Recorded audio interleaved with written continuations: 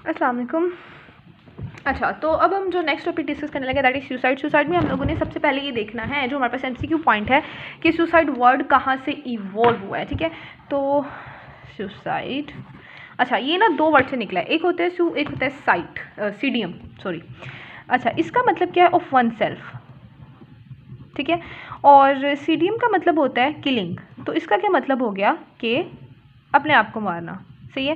इसकी अगर हम डेफिनेशन देखें तो इंटेंशनल, इंटेंशनल यानी पूरे इरादे से इंटेंशनल डेथ होती है ये, या हम इसको कह सकते हैं कि सेल्फ इन्फ्लिक्टेड डेथ होती है। ठीक है, सेल्फ इन्फ्लिक्टेड डेथ होती है। उसके बाद इसमें होता क्या है? सेल्फ इन्फ्लिक्टेड डेथ है इन विच एन इंटेंशनल या डायरेक्ट और कॉन्शियस, तीन वर्ड आपने इसकी डेफिनेशन में लिखने हैं। इंटेंशनल है, डायरेक्ट उसने की है, और कॉन्शियस है, वो एफर्ट की है उसने। किस चीज़ की एफर्ट की है? To end one's life, to one's own life, अपनी ज़िंदगी ख़त्म करने की। ठीक है, तो ये हो गया हमारे पास इसकी डेफिनेशन। अब आ जाती है आगे चीज़ कि वाई पीपल कमिट सुसाइड। ठीक है, तो इसमें ये चीज़ आती है, एक ना था थॉमस जॉनर, उसने कहा था कि दो चीज़ें जो है ना, दो आप समझ लें कि पैरामीटर्स हैं, या दो ऐसी चीज़ें हैं जो होंगी तो फिर हम इसको सुसाइड का नाम देंगे। एक तो ये होता है, उस जो पर्सन कमिट करता है ना, उसके पास दो फैक्टर्स होते हैं। एक तो उसको इंटेंस डिज़ायर होती है मरने की। क्यों ऐसे उसको डिज़ायर होती है? Caused by a lost sense of social belonging. अच्छा, हमें पता है कि एक इंसान की ज़िंदगी पे उसका जो सोशल है ना, सबसे ज़्यादा असर इसी चीज़ का पड़ा होता है। तो जब सोशली उसको जो ये फीलिंग आना शुरू हो जाती है कि वो लॉस्ट हो गई है सेंस, ठीक है, उसको अपनी फैमिली से या फ्रेंड से या सोसाइटी से किस तरह की फीलिंग आती है कि वो बर्डन वाली फीलिंग आ रही होती है। ठीक है, इंपॉर्टेंट है। उसके बाद दूसरी चीज़ ये होती है कि उसमें एक कैपेसिटी होती है। चलें ठीक है, सोशली कट ऑफ तो हो गया, लेकिन वो डायरेक्ट सुसाइड की तरफ चला गया क्योंकि उसमें कैपेसिटी होती है लीथल सेल्फ हार्म की। अब उसमें ये कैपेसिटी कहाँ से आती है? ठीक है, कैपेसिटी कहाँ से आई है? या तो उसने जो है वो किसी अब्यूज़ से या किसी पेन से उसका एक्सपीरियंस हुआ है, उससे कोई पेन फिजिकल या कोई अब्यूज़, सेक्सुअल अब्यूज़ या दूसरा अब्यूज़ उसने एक्सपीरियंस किया है, या उसका कोई पास्ट सुसाइडल अटैम्प्ट होगी। ठीक है, फिर उसको वो कैपेसिटी मिलती है। तो ये दो पैरामीटर हैं, ये दोनों होंगे तो फिर सुसाइड होती है। ठीक है, अच्छा उसके बाद अगर हम प्रेवलेंस देखें तो तकरीबन सेकंड मोस्ट कॉमन जो कॉज है ना डेथ का, वो सुसाइड बनी है इस वक्त। ठीक है, तो ये हमारे पास सेकंड मोस्ट कॉमन है।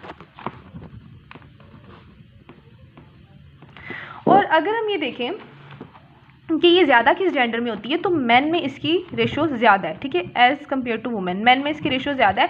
वुमेन में जो होता है ना, वो सेल्फ हार्म ज़्यादा होता है। ठीक है, अच्छा उसके बाद अगर एज के हिसाब से देखें तो मोस्ट जो जिस एज में होती है वो होती है हमारे पास 15 to 34 ईयर्स के दरमियान। ठीक है, इस एज में ज़्यादा इसकी रेशो पाई जाती है। अच्छा उसके अलावा ओवर 60 जो हो जाते हैं लोग, उनमें भी इसकी रेशो ज़्यादा होती है। उसके बाद अगर हम बात करें प्रेसिपिटेटिंग फैक्टर्स, तो प्रेसिपिटेटिंग फैक्टर तो हम खुद भी लिख सकते हैं ना इसके।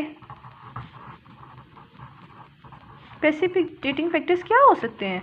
सबसे पहले तो ये हो सकते हैं मेंटल डिसऑर्डर। बहुत ज़्यादा देखा गया कि जो लोग सुसाइड अटैम्प्ट करते हैं या सुसाइड करते हैं उनमें कोई ना कोई मेंटल डिसऑर्डर होता है, जैसे स्किज़ोफ्रेनिया, बाइपोलर डिसऑर्डर, इस तरह का डिसऑर्डर। दूसरा अब्यूजिव इन्वायरमेंट, अब्यूजिव कोई अब्यूज़ होता है, अब चाहे वो फिजिकली हो, सेक्सुअली हो, लेकिन कोई अब्यूज़ इन्वायरमेंट होता है। ठीक है, उसके बाद ऑक्यूपेशनल स्ट्रेस, जो मोस्ट कॉमन आजकल हमारी कंट्री में यही चल रहा है। ठीक है, अनएम्प्लॉयमेंट या ऑक्यूपेशन या लोन वगैरह, इस तरह की जो चीज़ें हैं। रोल कॉन्फ्लिक्ट, रोल कॉन्फ्लिक्ट का अगर मैं आपको बताती हूँ क्या होता है। मीडिया कवरेज, मीडिया कवरेज भी बहुत रोल प्ले करती है। जिस तरह से सुसाइड का सारा कवरेज की जाती है और सारे तरीके दिखाए जाते हैं और ड्रामा में, मूवीज़ में, तो उस वजह से बहुत ज़्यादा जो है वो इसकी ये एक प्रेसिपिटेटिंग फैक्टर बन गया आजकल। अच्छा सबसे पहले बात करते हैं जी मेंटल डिसऑर्डर की। हमने कहा कि मेंटल डिसऑर्डर जो है वो प्रेसिपिटेटिंग फैक्टर है। तो मेंटल डिसऑर्डर्स कौन कौन से हो सकते हैं?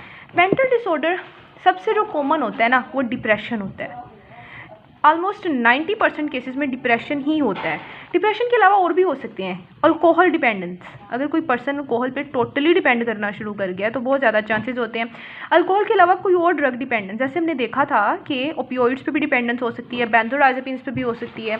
ठीक है, उसके अलावा पर्सनालिटी डिसऑर्डर्स, जिनको हम स्टडी करेंगे पर्सनालिटी डिसऑर्डर्स को। उसके अलावा क्या होता है, स्किज़ोफ्रेनिया, ठीक है, स्किज़ोफ्रेनिया, उसकी वजह से भी। उसके अलावा जी ऑर्गेनिक मेंटल डिसऑर्डर, ठीक है, ये आपने नाम याद कर लेने हैं।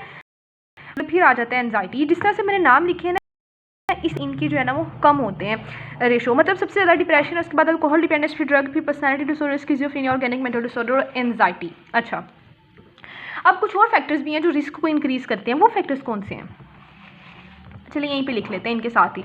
मेल सेक्स, मतलब जो मेल जेंडर में ज़्यादा होती है। उसके अलावा ओल्डर एज, ठीक है।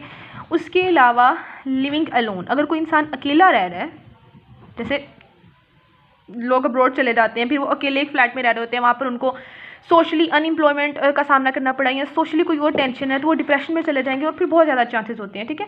उसके अलावा रीसेंट कोई सेपरेशन हुई है, जैसे डाइवोर्स वगैरह के केसेस होते हैं, ठीक है, उस केस में।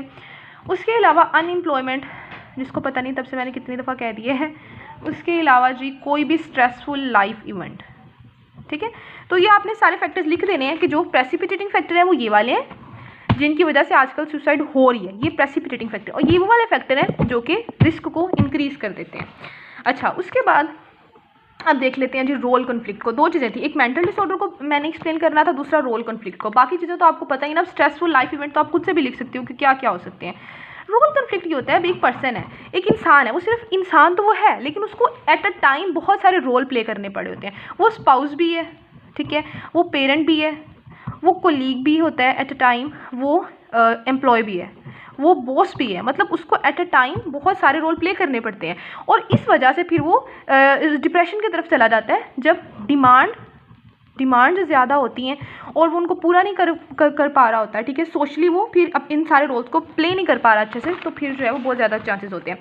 अच्छा, अब एक लास्ट चीज़ है, मैनेजमेंट की तरफ अब हम जाने लगे हैं, लेकिन मैनेजमेंट से पहले एक चीज़ है एज एंड सुसाइड। हो सकता है यहाँ से MCQ बन जाए, तो चलिए इसको भी देख लेते हैं कि सबसे ज़्यादा किस एज में होती है। तो मैंने पहले बताया कि ओवर 65 इसकी रेशो सबसे ज़्यादा है। उसके अलावा अगर देखा जाए तो 20 to 24 ईयर्स के दरमियान इसकी आती है सेकेंड नंबर पर। थर्ड नंबर पे देखें तो 15 to 19, मतलब आपने याद रखना है कि पहले तो ओवर 65 है, उसके बाद डायरेक्ट आपने आ जाना है 20s पे, 20s के बाद आपने टीन एज पे आ जाना, और टीन एज के बाद ये तो कम ही है ना 10 to 14 तक, ठीक है। तो ओवर 60 पे बाद 20s, उसके बाद टीन एज, इस तरह से आप याद रख सकते हो। अब आ जाते हैं मोस्ट इंपॉर्टेंट चीज़ की तरफ, जो है मैनेजमेंट कैसे करनी है। मैनेजमेंट, अब अगर मैनेजमेंट अब सुसाइड अटैम्प्ट की हो सकती है ना, सुसाइड अटैम्प्ट की मैनेजमेंट क्या हो सकती है, दो तरह की मैनेजमेंट होती है। तकरीबन हर साइकेट्रिक इलनेस में हम दो तरह की मैनेजमेंट ही देख रहे हैं, एक तो हमने ड्रग्स देनी होते हैं बायोलॉजिकल, दूसरा हमने साइकोलॉजिकल थेरेपीज़ करनी होती हैं। तो इसमें भी बिल्कुल ऐसा ही है। इसमें ना मोस्ट इंपॉर्टेंट जो चीज़ है वो मेडिकल केयर है, क्योंकि अब उसको अगर उसने सुसाइड अटैम्प्ट किया, उसको कोई ना कोई इंजरी आई होगी, तो आपने पहले उस इंजरी को ट्रीट करना है। ये नहीं उसको थेरेपी शुरू कर दो, उसकी इंजरी वैसी है, पहले उसको मेडिकल केयर देनी है, उसकी इंजरीज ठीक करनी है। उसके बाद होती है साइकोलॉजिकल। अब हमारे पास क्या आती है, साइकोलॉजिकल केयर में आता है कि असेसमेंट करो, पहले उससे क्वेश्चनिंग की जाती है, असेस किया जाता है कि वो इस वक्त किस फेज पे खड़ा है, कि क्या दोबारा वो ऐसी हरकत तो नहीं करेगा, या प्रेसिपिटेटिंग फैक्टर उसके केस में क्या थे, इस तरह के क्वेश्चन किए जाते हैं। रिस्क फैक्टर क्या थे, क्या ऐसा मसला है, सोशली है या उसकी पर्सनैलिटी में है या उसको कोई मेंटल डिसऑर्डर है, ये सारा असेस किया। बिहेवियर थेरेपी, ठीक है, बिहेवियर थेरेपी हमने देखा एंजाइटी में भी। और नंबर 3 क्या होता है, इनसाइट ओरिएंटेड थेरेपी। तो ये सारी थेरेपीज ही होती हैं, 2 से 3 थेरेपी पकड़ के ना हर बात खत्म, ठीक है। चलें जी।